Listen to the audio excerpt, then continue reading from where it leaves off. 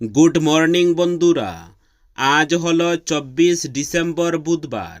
আজকের বরাক উপত্যকা তথা আসামের শ্রীভূমি, শিলচর, হাইলাকান্দি এবং ভারতের বিভিন্ন প্রান্তের আজকের সকালের বিশেষ বিশেষ খবরগুলি হলো: বাংলাদেশে সংগঠিত একটি ঘটনাকে কেন্দ্র করে সামাজিক মাধ্যমে ভিডিও পোস্ট করার অভিযোগে রঙ্গিয়ার পর হাইলাকান্দি জেলা থেকে এক যুবককে গ্রেফতার করেছে পুলিশ। ধৃতের নাম ইজাজুর রহমান লস্কর। তিনি শ্রীভূমি জেলার গামারিয়া গ্রামের বাসিন্দা বলে পুলিশ সূত্রে জানা গেছে। উল্লেখ্য, বাংলাদেশে দীপুচন্দ্র দাস নামে এক হিন্দু যুবকের উপর প্রকাশ্য রাস্তায় হামলা ও তাকে অগ্নিসংযোগের অভিযোগ সামনে আসার পর গোটা ভারতের পাশাপাশি বরাক উপত্যকাতেও বাংলাদেশ বিরোধী আন্দোলন শুরু হয়। এই উত্তপ্ত পরিস্থিতির মধ্যেই ইজাজুর রহমান লস্করের একটি সামাজিক মাধ্যম পোস্ট বরাক উপত্যকায় ব্যাপক চাঞ্চল্যের সৃষ্টি করে।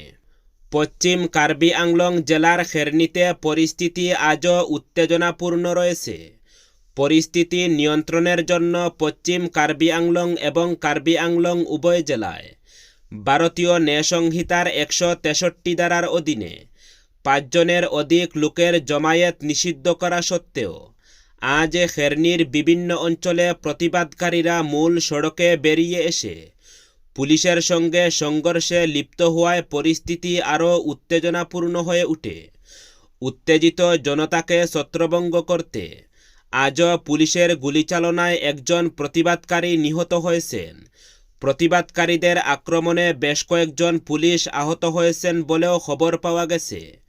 পরিস্থিতি নিয়ন্ত্রণের জন্য আসাম পুলিশের সঞ্চালক প্রধান হরমিত সিং এবং আইনশৃঙ্খলা শাখার পুলিশ মহাপরিদর্শক শিবপ্রসাদ গাঞ্জালাই ইতিমধ্যেই ডামকা মোকামে উপস্থিত হয়ে সেখানে অবস্থান করেছেন।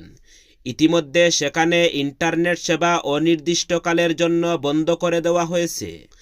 এদিকে মুখ্যমন্ত্রীর নির্দেশ মর্মে রাজ্য সরকারের প্রবীণ মন্ত্রী ডক্টর রনজ পেগু বর্তমানে ডামকা মোকামে অবস্থান করে পরিস্থিতি সম্পর্কে অবগত হচ্ছেন। পশ্চিম কার্বি আংলং এ নিরাপত্তা বাহিনীর অতিরিক্ত একটি দলও প্রেরণ করা হয়েছে। রাজস্থানে মহিলাদের ক্যামেরাযুক্ত ফোন ব্যবহারে নিষেধাজ্ঞা আরোপ হতে চলেছে।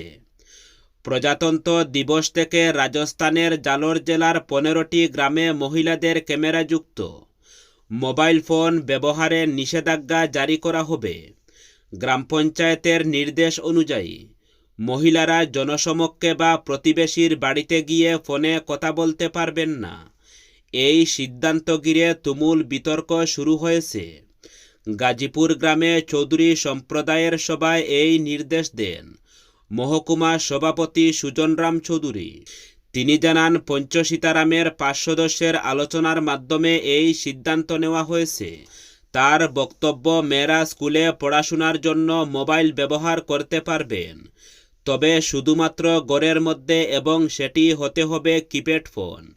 ক্যামেরাযুক্ত ফোন ব্যবহার করা যাবে না। বিয়ে বা সামাজিক অনুষ্ঠানেও মহিলারা ফোন নিয়ে যেতে পারবেন না।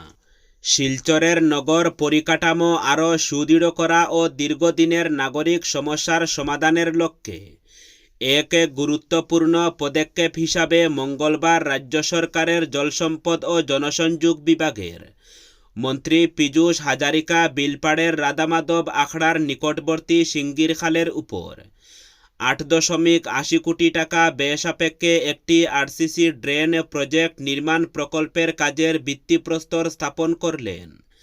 এই প্রকল্পের মূল লক্ষ্য শিলচরের দীর্ঘদিনের জমাজলের সমস্যা স্থায়ী সমাধান নিশ্চিত করা এবং শহরের অন্যতম ব্যস্ত এলাকায় 2 ও 3 চাকার যানবাহনের চলাচল সহজ করা। ভিত্তিপ্রস্তর স্থাপন অনুষ্ঠানে উপস্থিত ছিলেন মন্ত্রী কৌশিক রায়, শিলচরের বিধায়ক দীপায়ন চক্রবর্তী, কাছাড়ের জেলায়ুক্ত মৃদুল যাদব, বিভাগীয় ঊর্ধ্বতন আধিকারিক সহ অন্যান্য বিশিষ্ট ব্যক্তিবর্গ। বাংলাদেশের নৃশংস হত্যাকাণ্ডের প্রতিবাদে দেশজুড়ে উত্তপ্ত পরিস্থিতি। এরই মধ্যে শ্রীভূমি শহরের কালীমহাবীর বাড়ি রোড এলাকা থেকে এক সন্দেহজনক বাংলাদেশি নাগরিককে আটক করা হয়েছে। স্থানীয় বাসিন্দাদের সন্দেহ হওয়ায় তারা ওই ব্যক্তিকে ধরে জিজ্ঞাসাবাদ শুরু করেন।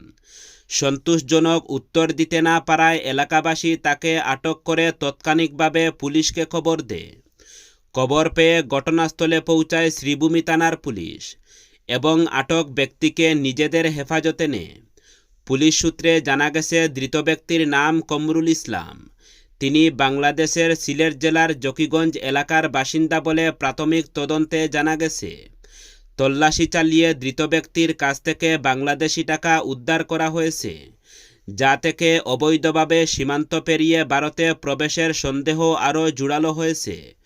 তবে তিনি কী উদ্দেশ্যে শ্রীভূমি এলাকায় এসেছিলেন সে বিষয়ে এখনও স্পষ্ট কিছু জানা যায়নি।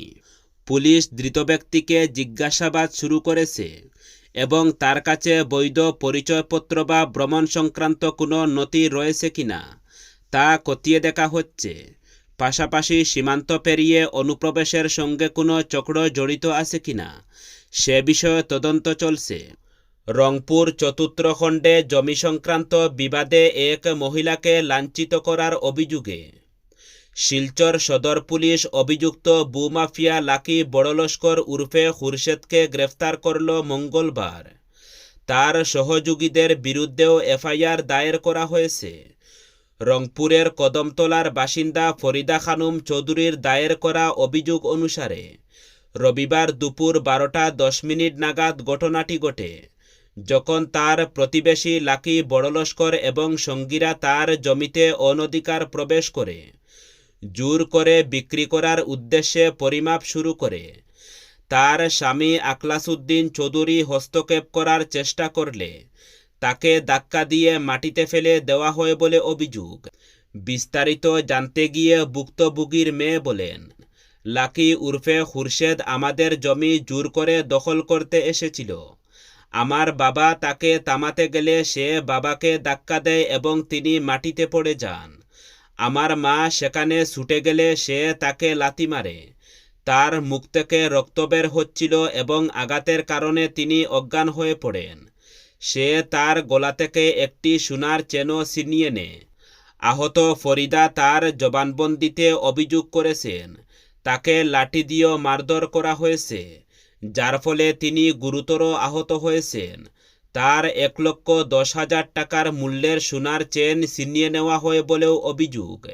তিনি আরও পুলিশকে জানিয়েছেন অভিযুক্তরা তাকে হুমকি দিয়েছে যে যদি সে বিষয়টি পুলিশকে জানায় তবে তাকে ভয়াবহ পরিণতি ভোগ করতে হবে। অভিযুক্ত লাকি এক দাগী অপরাধী বলে অভিহিত করে ফরিদা বলেন, সে আমাদের প্রতিবেশী কিন্তু সে একজন ভূমাফিয়া। আমাকে আক্রমণ করার পর সে বলেছিল আমি তার কখনো আমার জমি ফেরত পাব না। বাংলাদেশে সংখ্যালঘু হিন্দুদের উপর হিংসা অব্যাহত। ময়মনসিংহের বালুকায় হিন্দু যুবক দীপুচন্দ্র দাসকে পিটিয়ে খুন ও দেহ পুড়িয়ে দেওয়ার ঘটনার রেশ কাটতে না কাটতেই ফের ভয়াবহ অগ্নিসংযোগের ঘটনা সামনে এলো। এবার চট্টগ্রামের রাউজান এলাকায় মঙ্গলবার ভোররাতের বাইরে থেকে দরজা আটকে তারপর 7টি হিন্দু পরিবারের বাড়িতে আগুন লাগিয়ে দেওয়ার অভিযোগ উঠেছে। বাংলাদেশের একাধিক সংবাদমাধ্যম সূত্রের খবর, রাউজানের বাসিন্দা সুখশীল ও অনিল শীতের পরিবারের বাড়িগুলি লক্ষ্য করে এই হামলা চালানো হয়। ভোররাতে যখন পরিবারের সদস্যরা ঘুমাচ্ছিলেন তখন দুষ্কৃতীরা বাড়ির বাইরে থেকে দরজার হুক লাগিয়ে দেয় যাতে দরজা খোলা না যায়। তারপর পেট্রোল জাতীয় দাহ্য পদার্থ ঢেলে আগুন ধরিয়ে দেওয়া হয়। মুহূর্তের মধ্যেই আগুন ছড়িয়ে পড়ে এবং 7টি বাড়ি সম্পূর্ণ ভস্মীভূত হয়ে যায়। শীতের শুরুতেই ফের কুয়াশার দাপটে বিপাকে উত্তর ভারত। মঙ্গলবার ভোরে দিল্লি ও আশপাশের ন্যাশনাল ক্যাপিটাল রিজিয়ন ডেকে যায় ঘন কুয়াশা ও ধোঁয়াশার চাদরে। গাজিয়াবাদ ও নয়ডার মতো এলাকায় দৃশ্যমানতা নেমে যায় শূন্যে। ইন্দিরা গান্ধী আন্তর্জাতিক বিমানবন্দরে ভোরের দিকে দৃশ্যমানতা প্রায় শূন্যে পৌঁছায়। সকাল 8টায় আবহাওয়া দফতর জানায় খালি চোখে দৃশ্যমানতা ছিল মাত্র 50 মিটার।